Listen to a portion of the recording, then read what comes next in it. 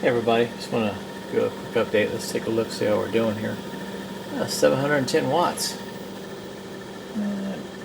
Supporting 400. Not buying anything. Oh, no. Buying 100. Oh, no, we're not anymore. So, good. Keeping up with the loads. Alright, so I'm going to try to explain this as best I can. What you're looking at is a diagram for AC coupling. Now I got this from the technical support team at Outback themselves. This is, their solution other than getting a Radian, but I'm not doing 48 volts, so that's not an option. So let me explain how this works real quick. My existing setup is a grid tie inverter, which goes straight back to the grid. Okay, no battery backup. Grid goes down. That system up here, it's off.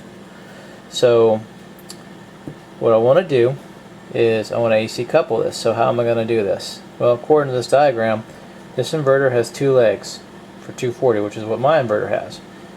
It would come down through here into this relay. Okay, now that relay gets connected up to one of the two Outbacks, and I'll explain that to you in a second as I get back over here. So it comes through this relay here, comes into the sub panel. Let's see, can you see that there? So it comes into one leg goes here, one leg goes here. There's your 240. Now, in this sub panel, you have a main breaker here. You have a red and a black. One goes to the Outback, one goes to the other Outback. So basically what you've created is a loop. So grid tie inverter comes down through here, hits this relay, which I'll explain in a second, comes up through here, and then the Outback is connected to it too, comes up through here, back to the Outbacks. Now, the ACNs is what the Outbacks push against, right? It pulls the power from it and pushes. That's through this main panel. Well, pretend this is a 30 amp AC disconnect, because that's what I have outside for this system here, and that's what I'm going to use.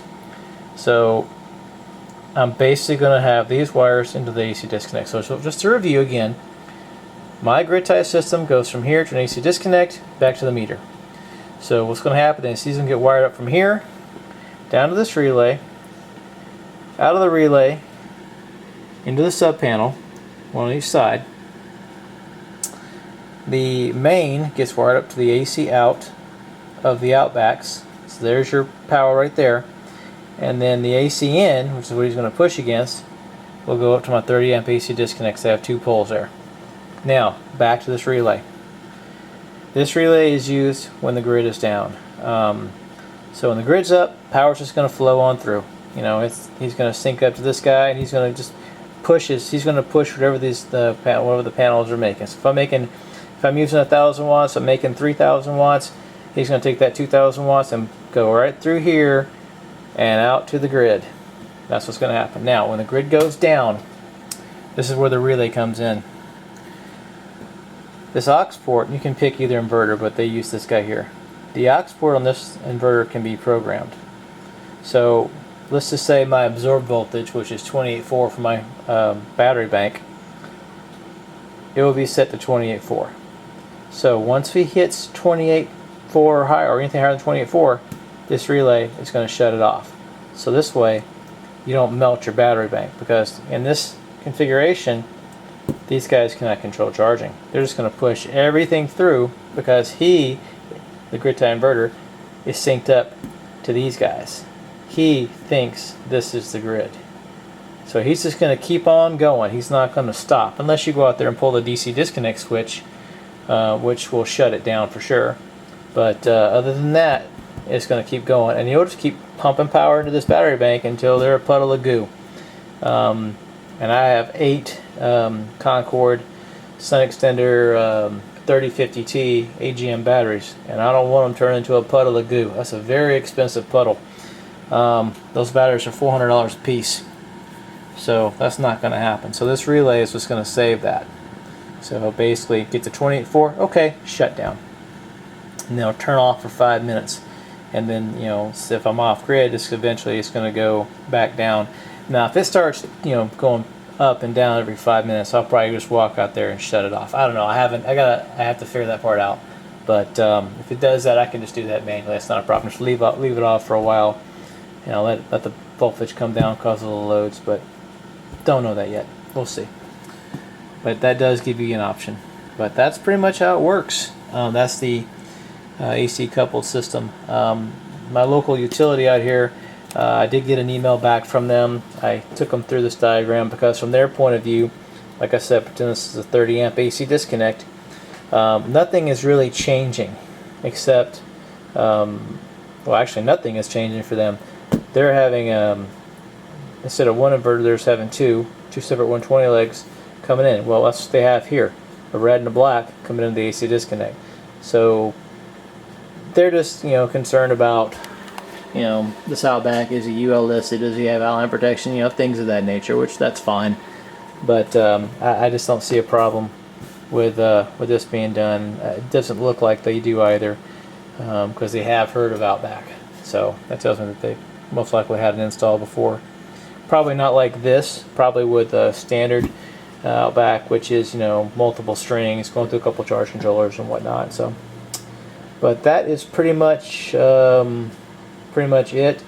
I'll also add on the AC disconnect video so you can see that as well. I did take a separate video for that, so you can see what I'm talking about. But like I said, basically it's pretty simple. This inverter is tied to him now. He's going to basically be disconnected, and I'm going to run some number 6 up the side of the wall, over the roof, and into here somewhere. I'll have to do the same thing for the second, for both Outbacks actually, out the wall here to an LB and up and over. So that's going to be all number 6, and that's 5 wires number 6, because I want to carry a ground with me from that grid tie inverter. Oh, that's going to be a little pricey. Matter of fact, he's right about $1,800, and I think he was $500. So I need to, you know, give him a twin.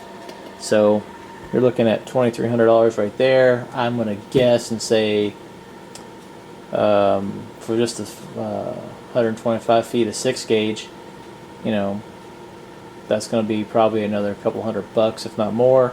Oh, and plus I'm going to need some more 4-aught and some more 2-inch conduit.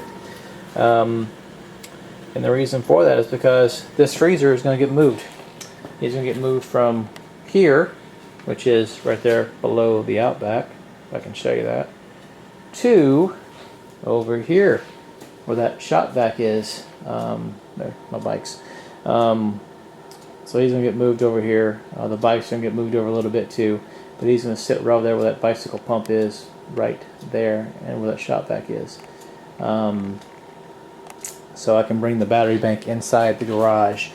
It is a little chilly. I did take some temperature readings. It got down to about 38 degrees last night, and I think the battery bank was right at about 45, 50, so it's getting a little colder. I talked to Advanced Power. They're the ones who do the support for sun extender. They said that's not a problem, but you're just going to lose capacity, which I have noticed, because before, throughout the day, it sits at 26.4, and usually 10 o'clock, 11 o'clock at night when I go to bed, I would just look at it and it'd be like 26, you know, 2, 26, but it's been going down to 25.8, 25.6, so it is losing some of its capacity, and the batteries are not even a year old. So we're going to do some movement around these things, just, you know, move the fridge or freezer, and I kind of dread this because this thing it's pretty full. There's a little bit of room down there, but as you can see, it's pretty much all like that. There's some space here, but not much. So this thing is going to be heavy. Luckily, I don't have to go very far, so I'm hoping a couple of hand trucks and a buddy of mine can just pick this bad boy up and move them over. Maybe put them on some wheels or something. So, but that's about it. Matter of fact, I actually dread moving that battery bank more than I do this freezer, because I got to disconnect everything. And there's no way you can hand truck that thing, not with those batteries. Those batteries, I think, are right at 100 pounds a piece, and there's 8 of them. So, and that battery enclosure is about 100 pounds. So that's about 1,000 pounds of battery and enclosure right there. So And let's take a quick look. Oh yeah, it is a good day. It's clear, wind's blowing a little bit, and it's nice and sunny. So 700 watts at almost 1:30 in the afternoon, so it's doing good. Alright, if you guys have any questions about this, let me know. I'll see if I can find the link on it. Because like I said, this was emailed to me from Outback, but I think I saw this too. Midnight Solar has one on their website. Look under the, I want to say, the documentation link. And I think it's under there somewhere. Also, Magnum Energy does one as well. Because their inverters, or some of their inverters, can do 240.